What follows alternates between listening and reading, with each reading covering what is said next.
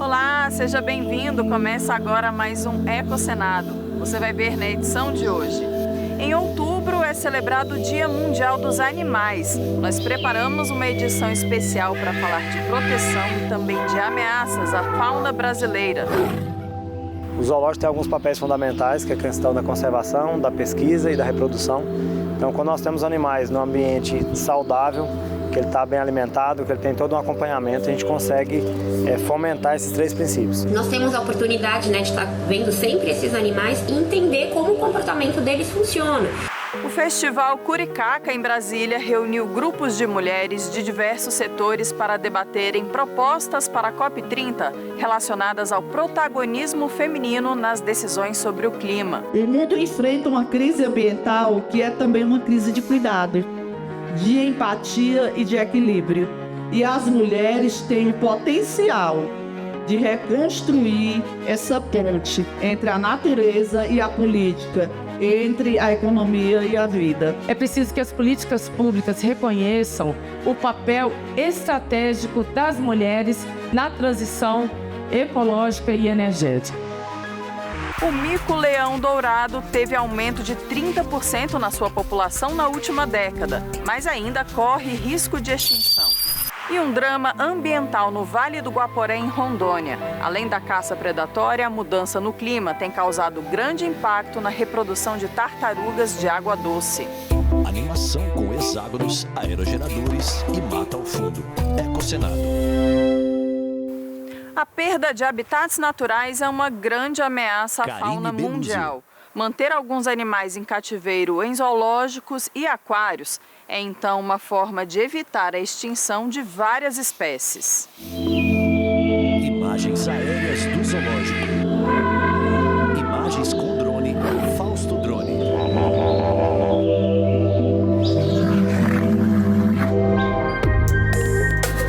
Os zoológicos e aquários são muito mais do que espaços de lazer. São centros vivos de conservação, onde a ciência e o cuidado se unem para reduzir a ameaça de extinção de espécies e reabilitar animais.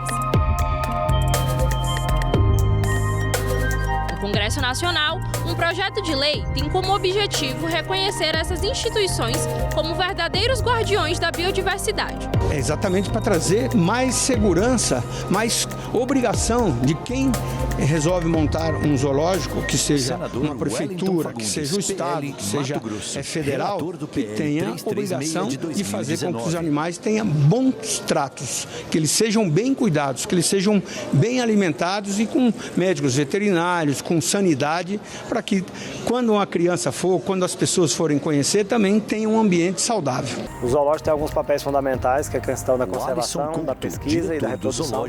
Então, quando nós temos animais no ambiente saudável, que ele está bem alimentado, que ele tem todo um acompanhamento, a gente consegue fomentar esses três princípios. Então, na parte da pesquisa, quando a gente pega o animal e tem um conhecimento sobre a espécie, na parte de reprodução, do que o animal se alimenta, de que forma ele está aqui no zoológico, como ele está sendo acompanhado.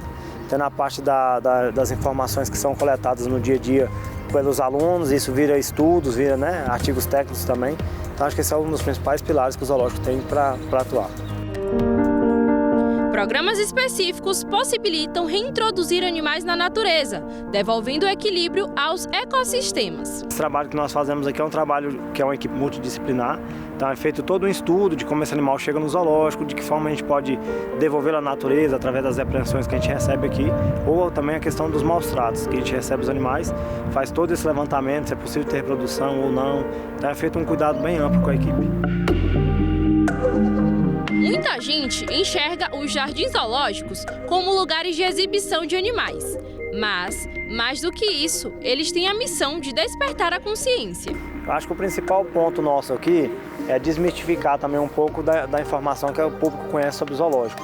Então, quando nós falamos de todos esses programas, das visitas guiadas que nós temos, a gente mostra a importância do zoológico, que não é só os animais expostos. Então, a gente tem a questão da conservação, da pesquisa, e mostrar para a população que não é só o zoológico que tem esse papel de conservar a biodiversidade. Que todos nós juntos podemos mudar muito o nosso futuro. O Alisson Couto, diretor do Zoológico de Brasília. Notícia que a gente pode dar para o público. Imagem aérea dos elefantes no zoológico. Entre os animais resgatados no Zoológico de Brasília está um elefante chamado Chocolate, símbolo da luta contra o tráfico e os maus tratos. O diretor, que gosta de caminhar pelo parque para acompanhar de perto o bem-estar dos animais, explica que o trabalho vai além da exposição. Aqui no Zoológico de Brasília nós temos 2 elefantes, nós temos a Belinha e temos também o Chocolate. O Chocolate foi um dos animais que veio para nós aqui através de uma apreensão, de um circo. Então ele sofreu muito, maus tratos, então a equipe nossa tem trabalhado bastante para condicionar, para melhorar essa questão de saúde e bem-estar dele. Imagens dos animais marinhos. Assim como os zoológicos, os aquários não são apenas ambientes de lazer e entretenimento. Eles acolhem espécies vítimas de maus tratos, resgatados de situações de risco, oferecendo cuidado e reabilitação, o que contribui também para pesquisas importantes. Quando a gente fala, por exemplo, de reprodução de espécies marinhas, muitas vezes é difícil entender como isso ocorre, né? Algumas espécies vivem em locais de difícil acesso, então nós temos a oportunidade, né, de estar vendo sempre esses animais e entender como o comportamento deles funciona. Então, com quantos anos eles começam a se reproduzir, como é o tipo de reprodução, né, quantos filhotes tem, enfim. Então esses dados são extremamente importantes, né, e colaboram muito, né, para a conservação das espécies nos ambientes naturais. Os aquários também funcionam como centros de educação ambiental. O nosso foco hoje é mostrar para os nossos visitantes o porquê existem espécies sob cuidados humanos, por que esses animais estão aqui hoje, né? E infelizmente muitas vezes são reflexos, né, das ações do ser humano no ambiente desses animais. Então é mostrar como o ser humano afeta, né, diretamente a vida desses animais e como, né, a gente pode reverter essa situação e ter aí um planeta muito melhor para todo mundo. Imagens dos ursos polares brincando. O mundo se prepara para a COP30. Aqui no Brasil, mulheres de diferentes partidos e setores se unem para fortalecer a participação delas nas decisões sobre o clima. Em Brasília, o evento Bancada Feminina na COP30 reuniu senadoras, deputadas, ministras e lideranças da sociedade civil para discutir sustentabilidade e inovação e o papel das mulheres na transição ecológica. Curicaca, uma ave do cerrado que, ao cantar, anuncia mudanças nas condições do tempo. Deu nome ao Festival da ABDI, que abrigou os debates das mulheres. Na abertura, o vice-presidente e ministro do Desenvolvimento comentou o recém-lançado programa do governo que zerou o IPI para carros sustentáveis. O que é o carro sustentável? É o carro de entrada, não é carro de R$200 mil. Carro de entrada, não paga imposto, IPI, tem que ser fabricado no Brasil, flex, não pode emitir mais que 83 gramas de carbono por quilômetro rodado e 80% de reciclabilidade. A bancada feminina se encontrou nos 2 primeiros dias do festival e discutiu temas relacionados à economia verde, financiamento climático, biomas, redes de apoio entre mulheres e a importância da representatividade delas na política e na gestão ambiental. A COP30 será uma oportunidade para mostrar ao mundo que o Brasil pode ser líder da transição ecológica global. Um país capaz de conciliar crescimento econômico, geração de emprego e renda e proteção dos nossos biomas. E, sobretudo, um país onde as mulheres estão na linha de frente dessas transformações. Elas querem decidir, elas querem agir, elas querem governar e principalmente transformar. É uma convocação à ação, ao engajamento e à liderança feminina em todos os níveis, do local ao global. É preciso que as políticas públicas reconheçam o papel estratégico das mulheres na transição ecológica e energética. É preciso que o Estado crie mecanismos de crédito, de formação técnica e incentivos fiscais. Isso é o maior desafio para nós, voltado a empreendimentos sustentáveis liderados por nós mulheres. Essa relação gênero e clima, ela tem uma simbiose muito grande, muito forte. O que nós precisamos é de uma sociedade cidadã, de uma sociedade em que as mulheres se sintam absolutamente livres, respeitadas, valorizadas, colocando todo o seu potencial, de habilidades, de inteligência das suas vidas. E acho que esse esse momento é muito importante para a gente discutir isso. A líder do projeto Sebrae Delas explicou a força do empreendedorismo feminino no enfrentamento aos impactos dos eventos ambientais extremos. Nós, mulheres, em geral, temos menos renda, menos dinheiro que os homens. E a gente se dedica muito, muito por motivos culturais, a questões domésticas, o cuidado com as crianças, o cuidado com a casa, com os idosos, fora a questão da violência, A gente sabe que quando tem um desastre climático, as mulheres acabam sendo muito mais violentadas e assim por diante. Então, quando você tem uma enchente, quando você tem uma seca, quando você tem algum desastre, é preciso de dinheiro, não é verdade? É preciso de dinheiro para poder mudar, por exemplo, se você está numa casa que foi levada pela enchente, ou se você está num lugar onde não tem mais comida. E o empreendedorismo feminino, ou seja, as mulheres que são mulheres que têm empresas, que têm negócios, é a forma mais rápida de você conseguir ganhar o seu próprio dinheiro. Você não precisa passar por um curso, por exemplo, de vários anos de formação. A senadora Jussara Lima falou do estigma e do potencial do bioma onde está o seu estado. A caatinga ainda é invisível para muitos brasileiros. Ela só aparece nas manchetes quando há seca, fome ou incêndios. Mas ela é bioma de futuro, de energia solar abundante, de plantas medicinais únicas, de cadeias produtivas sustentáveis que podem gerar empregos verdes e fortalecer a economia local. Transformar essa percepção é também uma forma de inovação política. O tema deste encontro é por mais mulheres nas decisões políticas e climáticas não é apenas um pedido, é uma necessidade.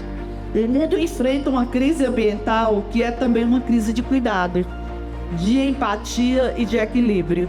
E as mulheres têm o potencial de reconstruir essa ponte entre a natureza e a política, entre a economia e a vida. Esses debates todos fizeram parte do processo de elaboração de uma carta prevista para ser apresentada em novembro em Belém.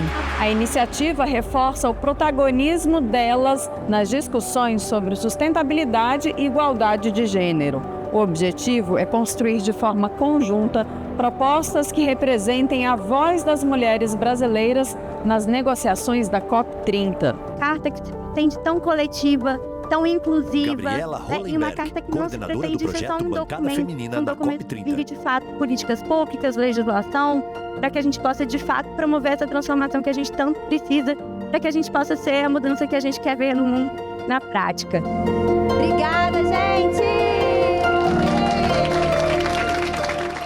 Confira mais destaques do que aconteceu no Brasil e no mundo nos últimos dias no nosso Giro Ambiental. Animação com hexágonos e imagens da fauna e flora. Giro Ambiental. Representantes de diversos países se reuniram em Brasília na pré-COP, uma preparação para a Conferência das Nações Unidas sobre mudança do clima, que vai acontecer em novembro em Belém. Para o presidente da COP30, André Correia do Lago, o encontro foi fundamental para conhecer os limites de cada país nas negociações. Eu acho que o que houve aqui e que foi extremamente útil fazer essa pré-COP é que nós já temos isso agora muito melhor mapeado, porque eles foram muito claros nos limites do que eles podem ou não podem aceitar no processo negociador. Então, ainda falta muita coisa, porque tem muita coisa. Durante o evento, o governo federal destacou o papel da COP30 como a COP da implementação. Muitos países colocando nas bilaterais Marina que tivemos, Silva, eu particularmente, ministra do Meio Ambiente. com a Índia, com Singapura, com alguns países, de que eles querem muito ajudar para que a COP30 de fato seja a COP que vai inaugurar esse período após o Acordo de Paris, que é muito desafiador. Quando a gente tem um instrumento que deu lastro para que a negociação no âmbito da Convenção de Mudança do Clima prosseguisse por 10 anos, é desafiador o que vai ser a base para os próximos 10 anos. Obviamente que isso não é construído pelo Brasil sozinho, mas temos a consciência de que os tijolos, a edificação começa pela COP30. Os níveis de dióxido de carbono atingiram novos recordes em 2024, segundo a Organização Mundial Meteorológica, chegando a uma média anual de 423,9 partículas por milhão. Desde a década de 1960, as taxas de gás carbônico triplicaram. Elas passaram de um aumento médio anual de 0,8 ppm para 2,4 ppm entre 2011 e 2020. Entre 2023 e 2024, o aumento foi de 3,5 partículas por milhão. Este foi o maior desde 1957, quando iniciaram as medições. A cada 10 pessoas em situação de pobreza multidimensional, quase 8 estão diretamente expostas a riscos climáticos. É o que aponta o Índice Global de Pobreza Multidimensional de 2025. O relatório mostra que 651 milhões de pessoas que vivem na pobreza estão sob 2 ou mais riscos climáticos, enquanto 309 milhões enfrentam 3 ou 4 perigos simultaneamente. Os riscos que mais atingem essa parcela da população são o calor elevado, 608 milhões, e a poluição do ar, 577 milhões. 465 milhões de pessoas em situação de pobreza moram em regiões propensas a inundações e 207 milhões em áreas afetadas pela seca. Mico-leão dourado. Graças ao esforço de diversas organizações ambientais, a espécie vem aumentando sua população, hoje com aproximadamente 4.800 indivíduos, mas ainda está em perigo. Animação com foto do mico-leão dourado, espécie ameaçada. Nativo da exuberante Mata Atlântica, o mico-leão dourado encanta por sua beleza singular. Sua pelagem dourada, que lembra uma coroa de fogo, faz dele um verdadeiro tesouro vivo da natureza brasileira. A vida desses pequenos primatas guarda delicados mistérios. A gestação dura cerca de 130 dias e, muitas vezes, dá origem a gêmeos, um símbolo de esperança em meio à ameaça constante de extinção. Para sobreviver e prosperar, cada grupo precisa de ao menos 50 hectares de floresta, espaço onde encontram alimento, refúgio e a chance de perpetuar a espécie. O mico-leão dourado é um guardião da Mata Atlântica e um símbolo vivo da urgência em preservar o que ainda nos resta. O Vale do Guaporé, na fronteira com a Bolívia, é um dos maiores abrigos de quelônios da América do Sul. A região enfrenta um desafio preocupante: o atraso no início da desova de milhares de tartarugas pelo segundo ano consecutivo. Veja na reportagem da TV Assembleia de Rondônia. Imagem aérea do Vale do Guaporé. No Vale do Guaporé, a paisagem impressiona. O rio serpenteia por uma imensidão de floresta nativa, revelando um espetáculo de cores. Imagens aéreas do rio e da mata ao redor.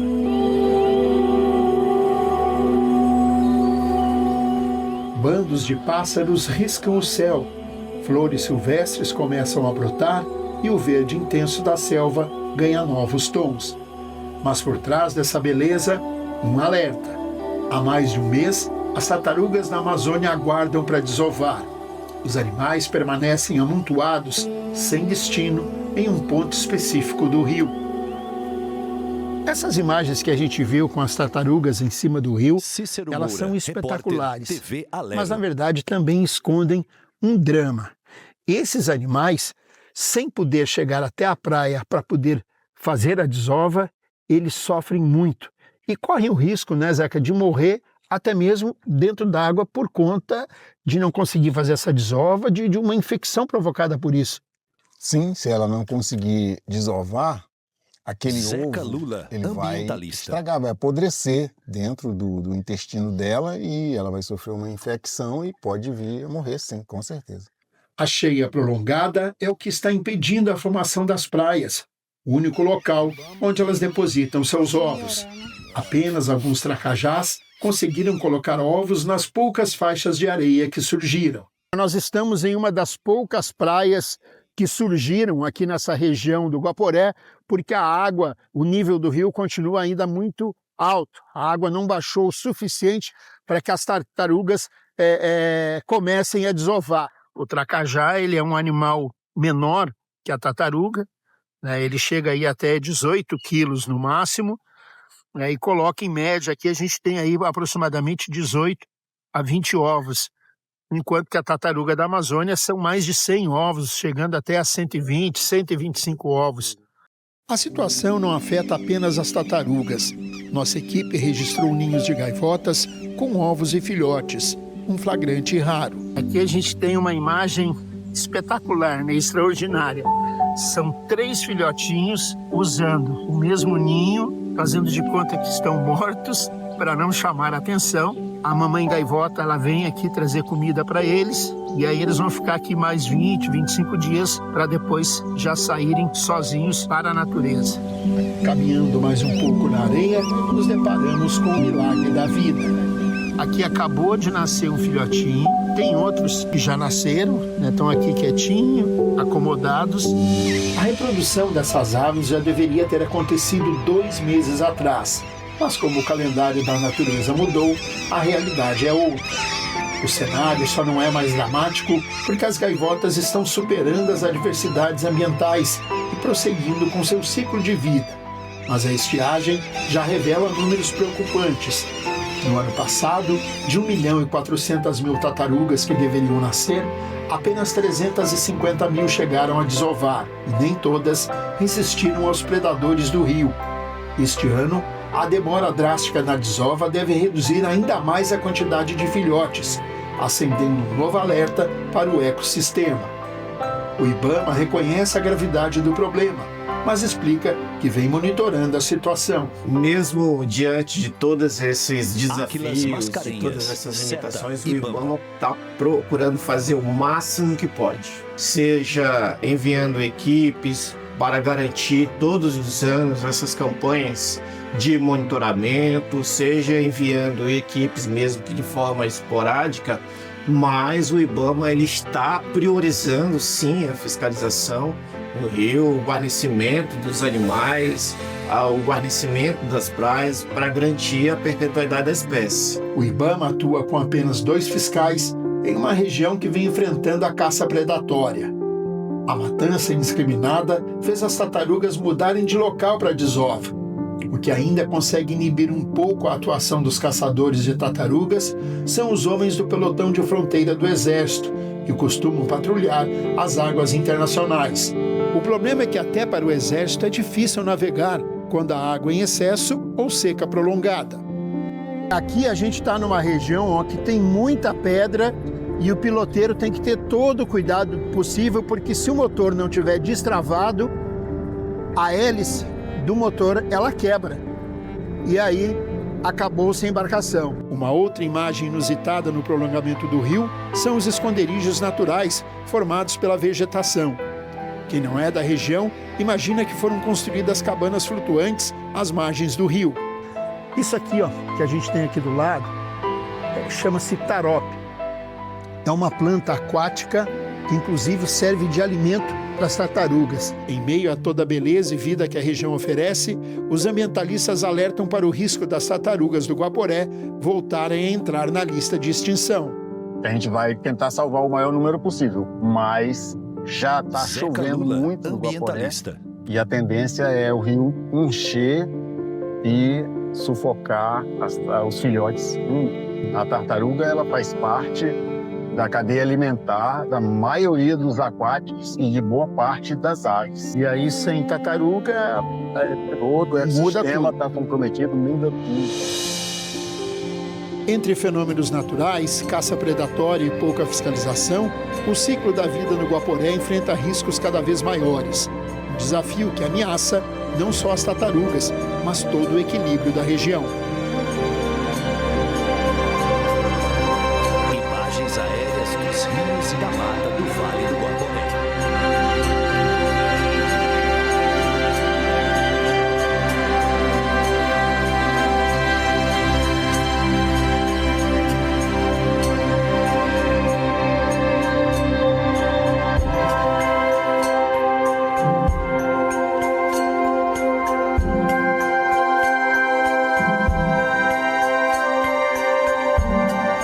Imagens, Maílson Lima e Cícero Moura.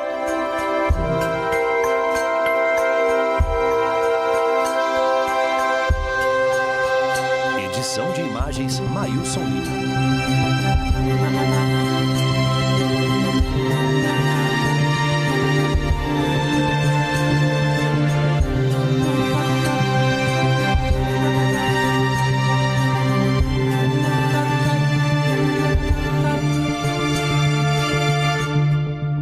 O Ecocenado de hoje termina aqui. Obrigada pela sua audiência. Para ver e compartilhar este e outros programas, você pode acessar o nosso canal no YouTube ou o site da TV Senado, senado.leg.br/TV. Até a próxima. Tchau, tchau.